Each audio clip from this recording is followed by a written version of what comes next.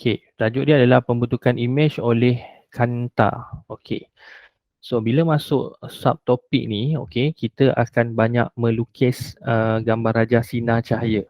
Okey, kena banyak melukis lah. So kalau kamu ada modul ni dapat lukis sekali tu baguslah sebab memang dalam soalan pun kadang-kadang dia suruh kita ni lukis gambar rajah sinar Maksudnya macam mana terbentuknya imej oleh kanta cembung dengan kanta cekung tu Okey, so yang pertama kita akan lihat bentuk kanta cekung dan kanta cembung. Okey. Jadi kita lukis dulu untuk kanta cekung ataupun concave lens. Okey, cekung bentuk dia macam ni lah.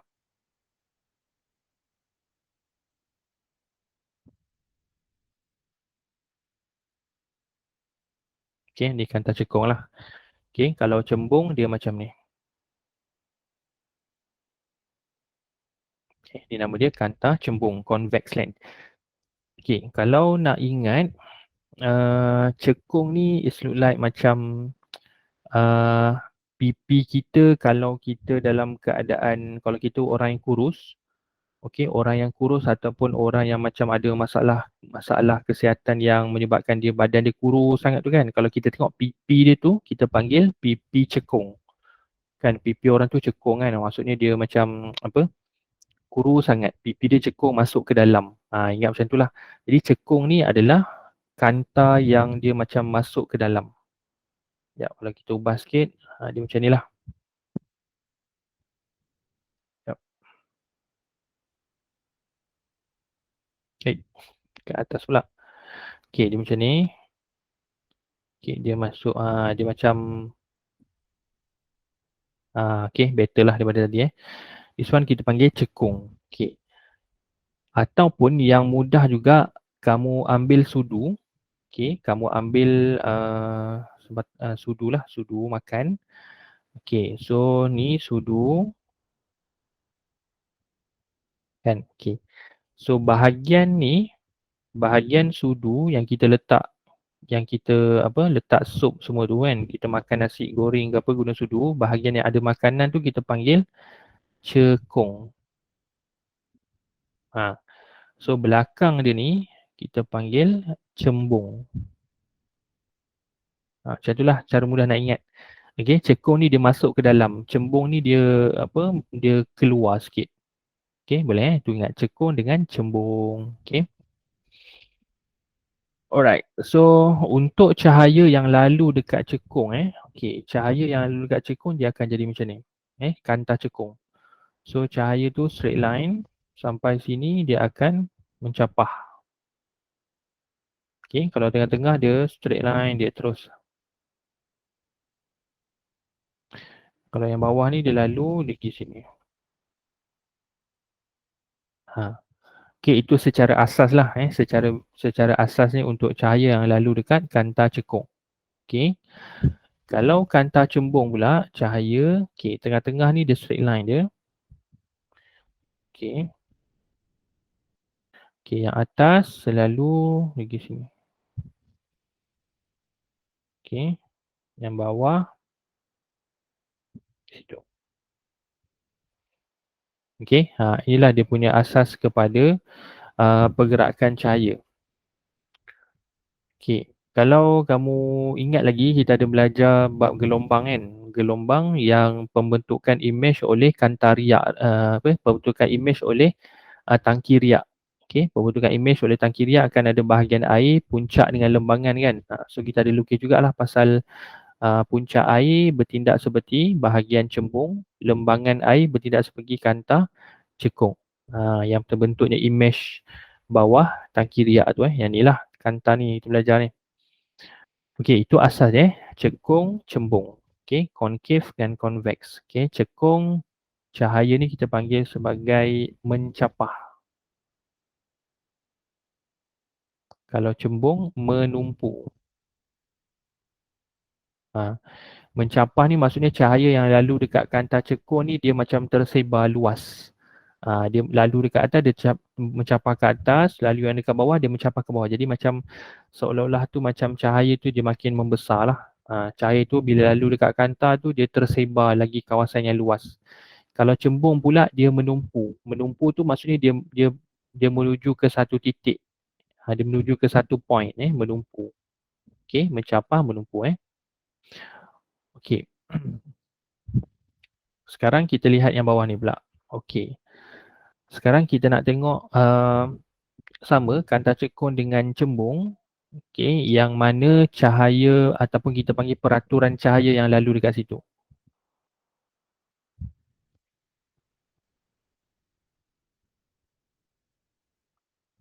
Okey, ni kecil sikit. Okey, so dekat depan dengan belakang kanta cekung ni adanya titik fokus. Okey, kiri dan kanan dia Okey, jarak dia samalah daripada tengah-tengah ni.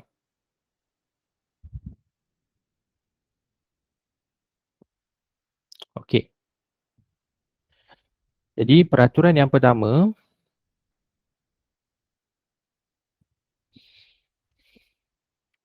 sinar datang selari terbias melalui F. Okey, dia macam ni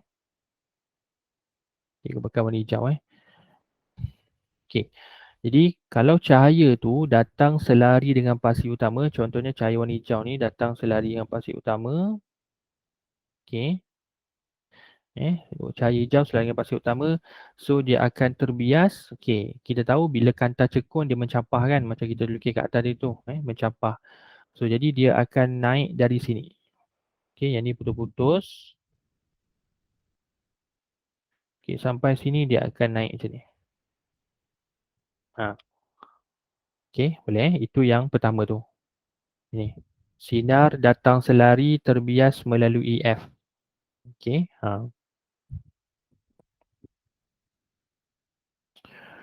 Okey. So itu yang pertama. Kalau yang kedua pula, kalau kanta ni lalu cahaya ni lalu dekat tengah-tengah kanta, dia tak bengkok ke mana-mana. Contohnya macam ni Katakanlah ada satu cahaya lalu dekat sini, lalu dekat tengah-tengah ni dia tak bengkok, dia straight line dia. Contohnya macam ni. Okey, itu yang nombor 2 ni.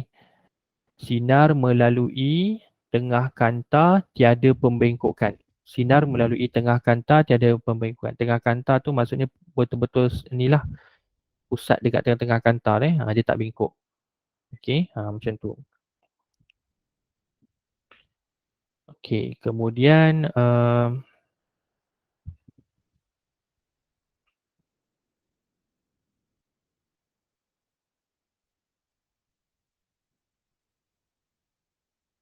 macam tu lah.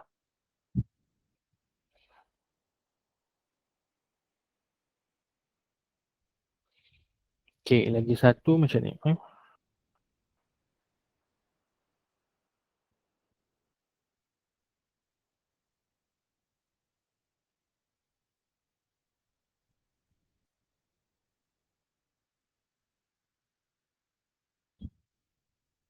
Okey, kalau yang ni cahaya bila lalu daripada sini dia akan selari pula belah kanan ni.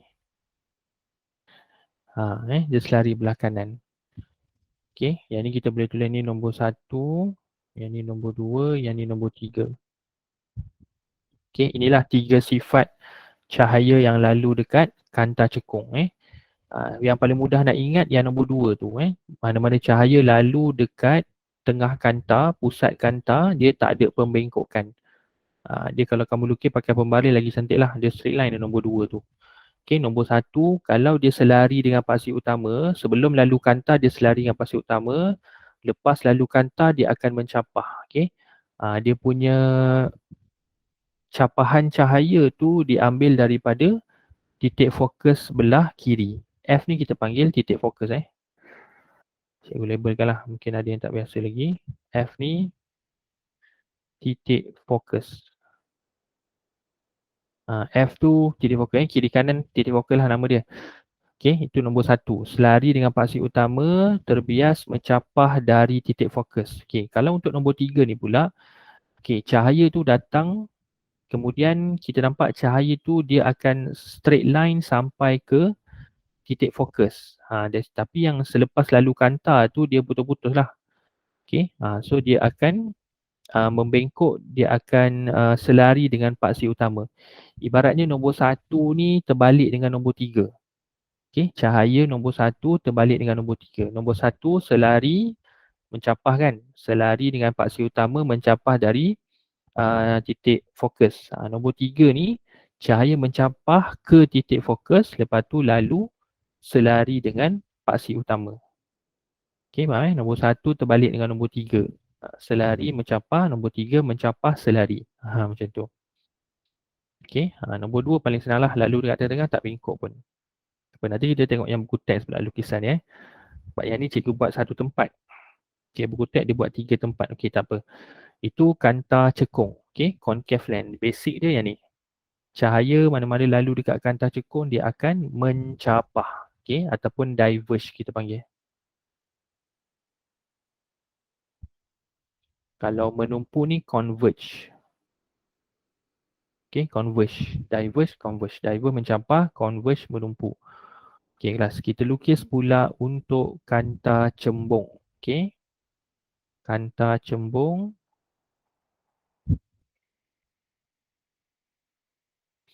Okay, sama. So, yang ni dia punya kawasan tengah dia.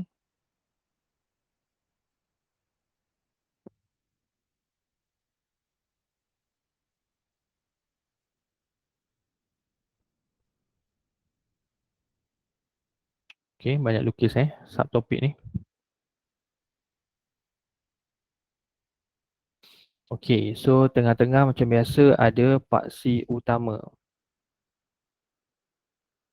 Okay, so akan ada F depan dan belakang. Okay, titik fokus Yang merah tu adalah paksi utama. Yang hitam tu adalah titik fokus. Okay, sekarang kita pakai warna biru untuk cahaya dia.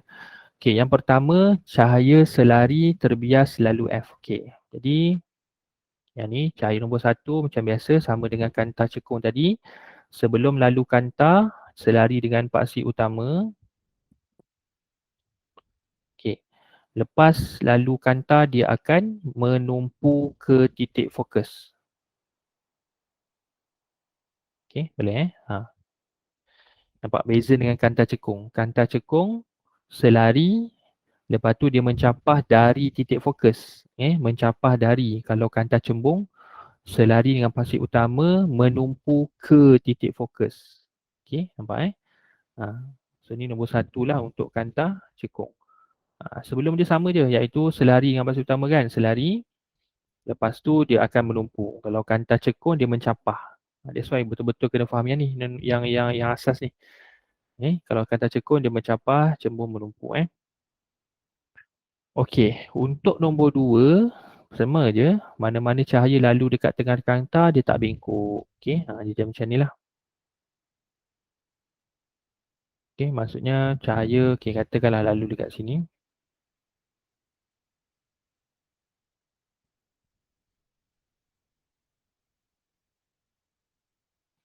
Okey, inilah kita buat ini.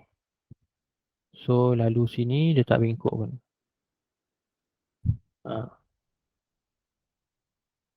Okey, ni nombor 2 lah. Lalu dekat tengah kanta tak bengkok. Okey, untuk nombor 3, nombor 3 ni dia terbalik pada nombor 1 tadi. Nombor 1 selari menumpu ke F. Okey. Yang nombor 3 ni dia lalu F dulu, lepas tu baru selari So dia jadi macam ni lah. Lalu F sampai sini baru dia selari. Okey. Lalu F lepas tu baru selari. Ini nombor 3. Saya mungkin kamu nampak macam ada bersilang kan. Okey, itu tak apa. Sebab ini nak tunjuk dia punya 3 jenis cahaya yang lalu dekat setiap kanta tu Boleh 1 dengan 3 terbalik. Kalau nombor 1 selari lalu F, nombor 3 lalu F dulu baru selari. Okey, nombor 2 lalu tengah-tengah tak bengkok. Okey, okey. Kita cuba tengok buku teks. Buku teks dia buat 3 gambar lah. Mungkin lagi senang lah kat situ.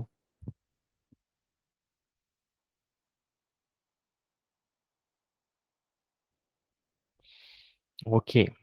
Okey, kanta cembung, kanta cekung Okey, dah kenal lah tadi. Okey, yang ni menumpu, mencapah. Okey, kanta cembung menumpu, kanta cekung mencapah. Okey, okey, yang ni. Yang kita lukis tadi yang ni lah.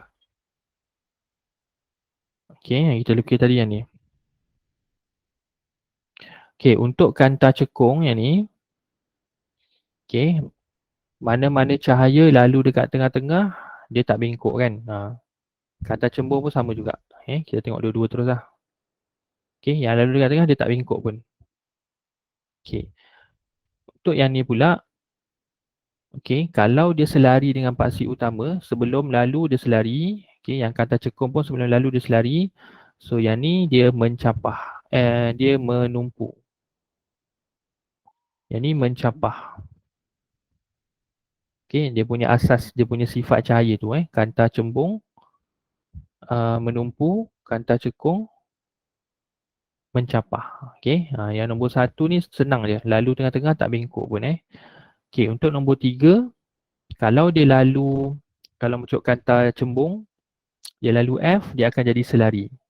Dia terbalik dengan nombor 2 ni Nombor 2 selari lalu F, nombor 3 lalu F selari. Okey, kalau kanta cekung, nombor 2 selari mencapah, nombor 3 ni dia mencapah selari. Tapi rujukan dia tetap samalah titik fokus Mencapah dari titik fokus, yang ni mencapah, yang ni pun rujukan dia titik fokus juga. Okey, kalau kanta cembung, menumpu ke titik fokus. Yang ni daripada titik fokus, okey, dia lalu titik fokus kena kanta dia jadi selari. Okey, boleh ingat? Buku teks dia buat 3 asing lah. Macam cikgu tadi buat satu tempat kan, that's why nampak macam ada persilangan kan. So kalau kamu suka yang ni, bolehlah ikut yang ni. Okey, boleh sifat cahaya ni penting sebab nanti kamu nak lukis, dia bagi ni je. Dia akan bagi kanta apa dengan kedudukan objek tu kat mana. Kamu kena lukis sendiri lah dekat mana image dia. That's why kena hafal yang ni. Okey, okey, kita tengok balik dia punya modul.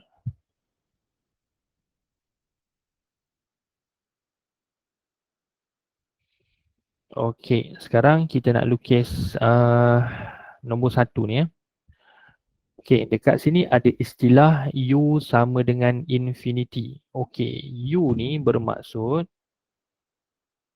okey, U ni maksudnya kedudukan objek.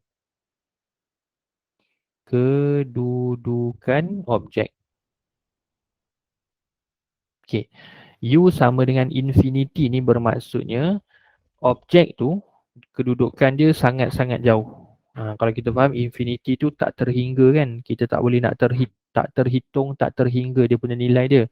Okay, kalau dalam ni bermaksud cahaya yang masuk ke dalam kanta tu datang daripada objek yang sangat-sangat jauh. Contohnya cahaya daripada bulan, okay, cahaya daripada planet. Okay, jadi cahaya yang sampai dekat kanta tu dia akan menjadi selari. Okay, yang ni lah. Cahaya, sinar cahaya selari. Sinar cahaya selari bermaksud dia datang daripada objek yang jauh. Okay. Sinar cahaya selari dari objek yang jauh. Contoh paling senang bulan lah. Bulan, planet, okay, bintang. Okay. Tiga-tiga ni selari. Cahaya atas, tengah dengan bawah ni parallel tiga-tiga ni. Okay. Sekarang kita nak lukis dia punya cahaya yang selepas lalu kanta cembung. Okay. Jadi kita ikut je peraturan yang kita belajar tadi. Okay. Yang paling senang adalah, okay, kita tandakanlah ni cahaya 1, 2, 3. Yang paling mudah nak lukis adalah cahaya nombor 2 kan. Nombor 2 bila lalu dekat tengah-tengah kanta dia tak bengkok ke mana-mana. So dia lurus lah. Jadi kamu lukis je ke bawah ni. Benda ni syok kalau ada pembaris So apps cikgu ni, cikgu dah cari dah. Tak ada pembaris. Cikgu tak sure kenapa. Sekejap dia tak ada. Ni measure, dia bukan ruler. Okay, tak apa. So kita lukis je. Okay, yang ni nombor 2 ni dia straight line dia. Okay, jadi kalau kamu kena pakai pembaris lah, memang cantik pakai pembaris. Okay, yang nombor 2.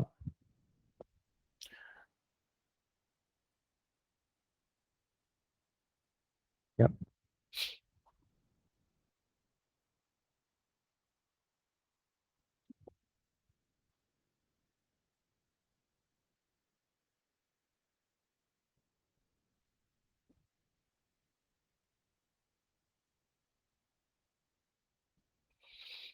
Okay, lepas tu yang mudah selepas nombor 2 adalah nombor 1. Nombor 1 kita tahu cahaya bila bila lalu kanta dia akan menumpu ke titik fokus. So dia pergi sinilah.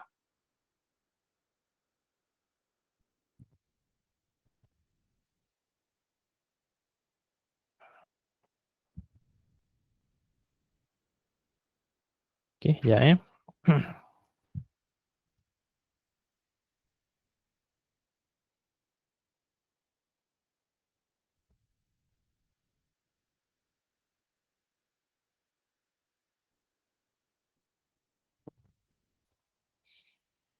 Okay, dia pergi sini.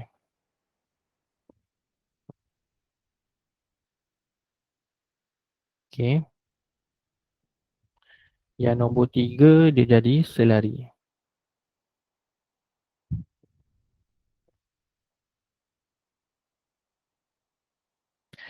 Alright, kalau kita lihat kenapa yang nombor 1 tu dia tak lalu dekat F belah kanan ni, sebab kalau kita nampak yang nombor 1 cahaya daripada selari nombor 1 tu dia tak selari dengan paksi utama. Okay, ni paksi utama kan. Itu paksi utama. Jadi cahaya nombor 1 tu tak selari dengan paksi utama, that's why lah dia tak lalu dekat F yang ni. Dia tak lalu kat sini. Okay, kalau tadi kita lukis dia mesti ni kan, nombor 1 ni nampak dia selari, warna biru nombor 1 ni selari baru lalu F. Dia selari dengan paksi utama warna merah. Okay, tapi yang soalan ni bagi dia tak selari nombor 1, nampak dia tak selari dengan paksi utama, dia serong sikit. That's why dia terus jatuh ke bawah ni So cahaya dia jadi macam ni lah.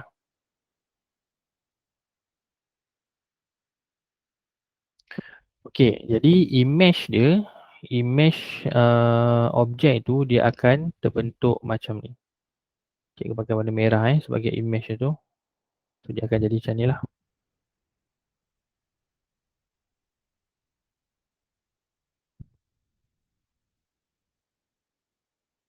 Biasanya image kita lukis dalam bentuk anak panah lah.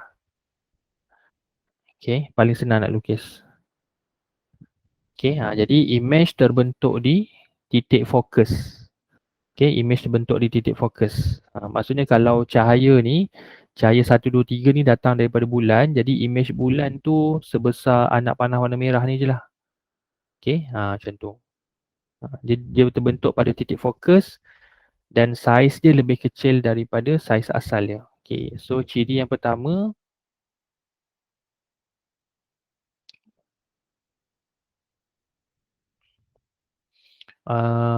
nyata Yang kedua, songsang. Yang ketiga, diperkecil. Okay, buku teks pakai perkataan diperkecil. Okay, betul lah.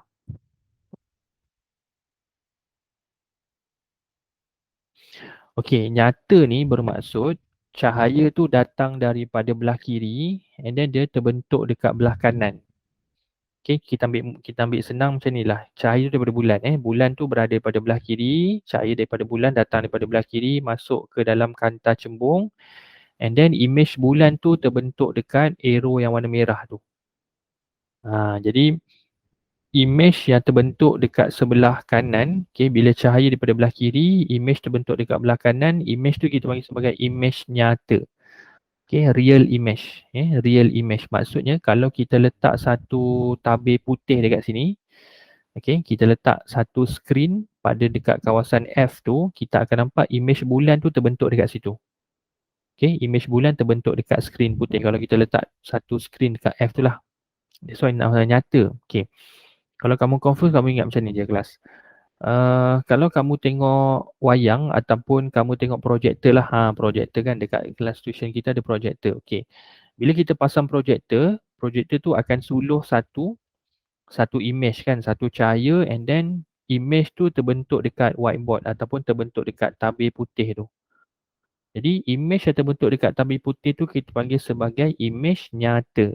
Okey, image nyata. Sebab maksud nyata ni, okey, nyata ni maksudnya image yang dapat terbentuk pada skrin. Okey, nyata ni maksudnya image yang dapat terbentuk pada skrin. Okey, image yang dapat terbentuk pada skrin. Contohnya projektor tu keluarkan cahaya, image tu jatuh dekat whiteboard tu kan. Jadi image yang jatuh kat whiteboard tu kita panggil image nyata. Kalau kita letak tangan kita depan whiteboard tu pun, image tu jatuh dekat tapak tangan kita. Ibaratnya tapak tangan kita ni macam skrin lah. Tapak tangan kita ni macam skrin. Kita letak muka kita pun, image tu jatuh dekat muka kita. Itu maksudnya image nyata. Okey, lawan kepada nyata ni adalah maya. Okey, lawan kepada nyata maya. Okey, maya Okey, maya maksudnya image yang tidak dapat terbentuk pada skrin. Kalau nyata dapat, image nyata dapat, maya tak dapat lah. Okey, contoh yang paling mudah image maya ni adalah cermin muka. Okey, cermin muka. Okey. Ni cermin muka kamu. Kan kamu pergi dekat bilik dekat bilik air kan ada cermin kan. Okey. Kamu tengok muka kamu, kamu berdiri depan cermin tu, kamu akan nampak wajah kamu, image kamu terbentuk dekat cermin tu kan. Katakanlah ni muka kita lah kan. Okey, ni muka kita. Okey, muka kita lah ada mulut apa semua kan. Okey, telinga. Okey. Jadi image yang terbentuk dekat skrin tu kita panggil sebagai image maya. Okey, image yang terbentuk dekat cermin tu adalah image maya, iaitu berbeza dengan tadi nyata. Okey, berbeza dengan nyata. Image maya, image yang tidak dapat terbentuk pada skrin. Okey. Kamu berdiri di depan cermin, kamu nampak image kamu dekat cermin tu kan? Okey. Cuba kamu letakkan tangan kamu dekat depan cermin tu. Okey. Ni cermin, muka kamu, letak tangan, belakang tangan kamu cermin. Adakah wajah kamu ataupun image kamu terbentuk dekat tapak tangan tu? Tak kan? Image kamu tak terbentuk dekat tapak tangan. Image kamu masih lagi dekat cermin tu. That's why lah kita panggil image yang terbentuk dekat cermin tu sebagai image maya. Maya ni maksudnya kita tak dapat sentuh kan. Kita tak dapat sentuh image kita tu sebab dia dalam cermin sebenarnya. Dia dalam cermin tu. Kita letak tangan kita depan cermin tu tak nampak pun muka kita kat tapak tangan. Kalau projektor tadi, kita nampak cahaya tu suluh dekat whiteboard, kita letak tangan depan whiteboard, tulisan tu jatuh dekat tapak tangan kan. Itu nama dia nyata. Kita berdiri depan tu, image tu jatuh dekat muka kita. Itu nyata. Kalau cermin muka, image dia adalah maya. Maya maksudnya dia terbentuk di dalam cermin ataupun di belakang cermin tu. Okey, harap kamu ni lah. Boleh beza? Kalau macam keliru ingat tu je. Maya ingat image muka kita dekat cermin tu maya, nyata ingat projektor. Projektor dekat kelas ataupun projektor dekat panggung wayang ke dia suluh ke depan tu, itu adalah image nyata. Okey. Jadi untuk yang gambar rajah yang pertama ni, ini adalah image nyata. Jadi image daripada bulan tu terbentuk dekat anak panah warna merah ni. Biasa kalau kita lukis memang anak panah ni sebagai image lah. Okey, jadi bulan yang besar tu, bulan yang besar tu cahaya dia menghasilkan image yang kecil dekat bahagian F ni. Sebab tu point nombor 2 ni ditulis sebagai point nombor 3 ni diperkecil. Diperkecil maksudnya objek sebenar bulan tu menghasilkan image dia yang kecil dekat belakang kanta tu. Image dia jadi kecil. Songsang ni dia punya anak panah ni dalam keadaan terbalik. Maksudnya kalau bulan tu tegak dekat atas, image dia akan jadi songsang ke bawah. Boleh so macam itulah dia kena banyak lukis yang ni. Okey, kita cuba tengok buku teks untuk yang pertama.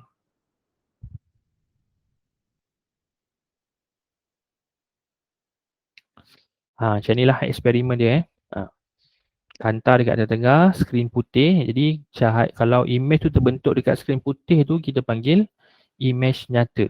Kalau tak dapat terbentuk tu, kita panggil image maya. Lawan dia maya. Okey, inilah yang pertama. Okey ni. Objek di infinity. Kat sini dia buat 2 cahaya lah. Cikgu tadi buat 3 cahaya. Okey. Cahaya warna macam pink tu lalu tengah-tengah tak bengkok. Cahaya warna oranye lalu dekat F. Nampak dia lalu dekat F, lepas tu lepas lalu dekat kantar dia jadi selari. So titik persilangan tu lah membentuk image I. Kat sini dia guna image tu warna hijau. Image tu warna hijau. Okay, image ni dibuat dengan warna hijau tu. Jadi kalau objek tu infinity tu adalah bulan, jadi image bulan tu jadi warna hijau ni lah. Bukanlah maksudnya image tu jadi hijau. Maksudnya dia sama kedudukan pada image anak panah warna hijau tu. Macam tu. Okay, nampak dia tak lukis pun objek dekat mana kan. Dia cakap ada objek infinity. Kalau yang gambar rajah kedua ni, kita lihat objek tu lebih besar daripada 2F. Kedudukan objek lebih besar daripada 2F. Okay, so image terbentuk kat sini. Okay, sebab tu ciri dia nyata songsang diperkecil. Okay, nyata songsang diperkecil. Okay, kita cuba lukis lagi satu. Okay, yang ni kat sini dia dah bagi dah objek. Dia bagi warna merah tu Jadi kategori dia adalah U lebih besar daripada 2F. Okay, maksudnya U tu kat sini. U tu adalah jarak daripada ni objek ke tengah-tengah kantar. Ini kita panggil sebagai U. Okay, U tu adalah kedudukan objek daripada tengah-tengah kantar. 2F ni adalah yang ni lah 2F sampailah ke tengah-tengah kantar. Ini kita panggil 2F kecil. 2F besar tu adalah titik tu. Titik 2 kali titik fokus. 2F kecil ni adalah 2 kali panjang fokus. Okay, boleh banyak istilah dekat dalam ni. Pembentukan image ni. Jadi kalau kita tengok jarak U lebih besar daripada jarak 2F. Sebab tu dia tulis U lebih besar daripada 2F tu. Okay, clear kat sini. Istilah U dengan 2F. Okay. Sebab nanti ada calculation dia untuk kantar ni. Okay, U lebih besar 2F. So, kita padam balik ni. So, kita nak lukis nanti. Okay, jadi kita akan lukis. Okay, tadi kita pakai warna apa? Okay, warna hijau. Kita pakailah warna hijau. Okay, jadi cahaya daripada objek ni. Okay, ni objek. Okay, cahaya daripada objek. Okay, kamu lukis dia sebab dia dah bagi kotak graf ni. Kamu lukis dia. Selari. Okay. Kemudian terkena tengah kantar cembung apa yang berlaku dia akan terbengkok ataupun membias ke titik fokus, menumpu ke titik fokus. Macam tu. Okay, so selari dia akan membengkok ataupun membias menumpu ke titik fokus. Okay, selari menumpu ke titik fokus sebab dia adalah kantar cembung. Okay. Kemudian yang kedua paling senang iaitu lalu dekat tengah-tengah. Okay, cahaya pada objek lalu dekat tengah-tengah straight line dia.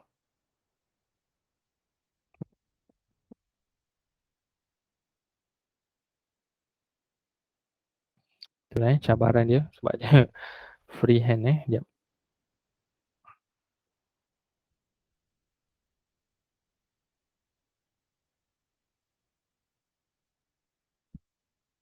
Okay, boleh.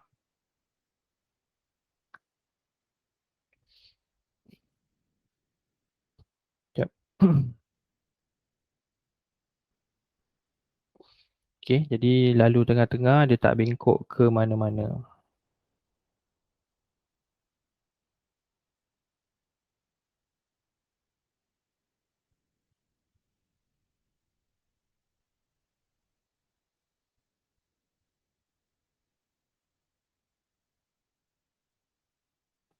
Okay, bolehlah macam tu Okay, so yang ni cahaya 1 dengan cahaya 2. Okey, yang ni cahaya 1, yang ni cahaya 2. Okey. Dua-dua cahaya ni bersilang dekat sini. So inilah image yang terbentuk.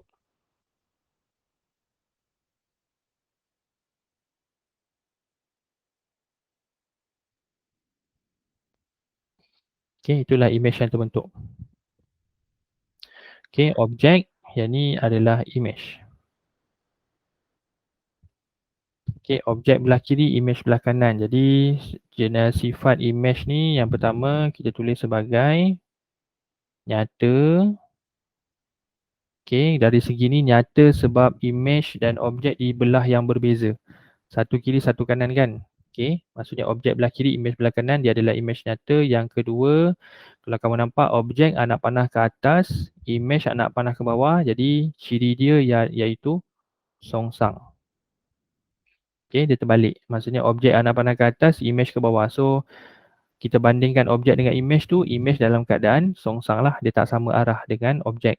Yang ketiga dari segi saiz. Okey, diperkecil. Kalau kita lihat objek ni adalah 5 kotak kan tinggi dia. Tinggi dia 5 kotak kecil tu. Kalau image lebih kurang 4 kotak dia. So diperkecil lah. Okey, nyata songsang diperkecil ya. Yang kita tulis dekat tepi ni, 3 benda tulis dekat tepi ni adalah sifat image. Okey, ni pun samalah sifat image dia. Nyata songsang diperkecil.